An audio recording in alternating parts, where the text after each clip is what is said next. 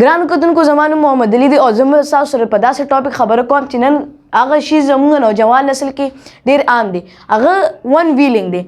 نن سبا کلیانو کې په روډونو په غټ سړکونو خلک ون ویلینګ کوي، خپل استادۍ پې ښیي او ځان ته استادان وایي، خو چې بیا اکسیډنټ وشي بیا خوله وازه نیولي.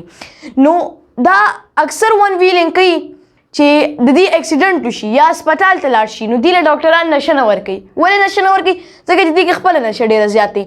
نن سبا نوجوان نسل خو کوي هغه ډېر زیات د موټر بایک چلنی او د ګاډیان نه چلی، موټر بایکونه ون ویلینګ چلی او ډېر زیات سپیډ کې چلی. خو ماشومان د 15-16 کالو د 13-14 کالو ماشومان هم موټر بایکونه چلی او یو کس نه ټریپل سواری پې کوي. هغه هم ډېر زیات ډینجرس دی. مور او پلار ول هغه ټایم سره خو موټر بایک ورکړي، خو چې بیا د هغې اکسیډنټ وشي هغې لپاره هم بیا پریشاني. زه به تاسو سره یو داسې سټوري شیر کوم د یو کس چې هغه ډېر زیات ښه رایډر و د موټر بایک. هغه به خپل او ملګري سره هغه ملګري به رایډینګ کولو، موټر بایک ون ویلینګ به یې کولو.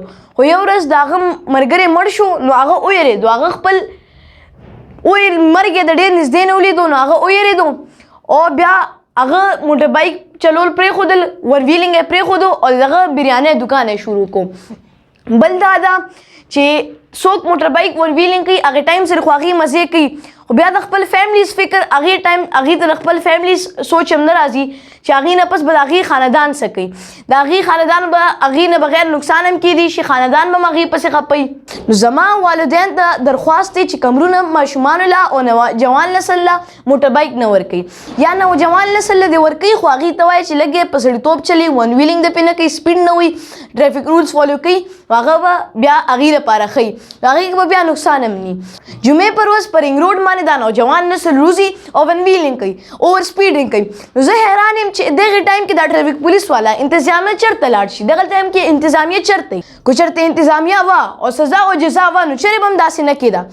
نو زما تاسو ته درخواست دی چې دا ماشومانو له موټر بایک مه ورکوئ، نوجوان نسل له ورکوئ، خو هغې ته فل وایه چې فل احتیاط کوي، دا ون ویلینګ نه کوي. هغې کې ون ویلینګ سره هم د نوجوان نسل نقصان دی، چا بل چا نقصان نه دی، چا بل چا نقصان نه کېږي.